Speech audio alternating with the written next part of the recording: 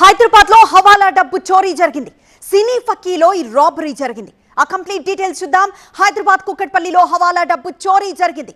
హవాలా courier పై దాడి చేసి కోటి రూపాయలు ఎత్తుకు వెళ్లారు దుండగులు. ఇద్దరు కలిసి బైక్ పై వచ్చారు. హవాలా డబ్బు తీసుకువెళ్తూ ఉండగా ఈ దాడి జరిగింది. కళ్లల్లో కారం చల్లి డబ్బెత్తుకు వెళ్లిపోయారు దుండగులు. సీసీ కెమెరాల్లో రికార్డ్ అయ్యాయి ఆ చోరీ దృశ్యాలు. హవాలా కొరియర్లు అజముద్దీన్, కుశ్రీ ఫిర్యాదు ఆధారంగా దర్యాప్తు కొనసాగిస్తున్నారు. 6 అనుమానితులను అదుపులోకి తీసుకున్నారు పోలీసులు. కుకట్పల్లి ఏసీపీ ఆఫీస్ పక్కనే ఈ చోరీ జరిగింది. దీంతో ఈ కేసును ఛేదించేందుకు 4 టీములుగా ఏర్పడి పోలీసులు దర్యాప్తు చేస్తున్నారు. వ్యాపారి అమీర్ సూచన మేరకు కుకట్పల్లిలో పవన్ ను కలిశారు హవాలా మనీ కొరియర్లు అజముద్దీన్, కుష్రు.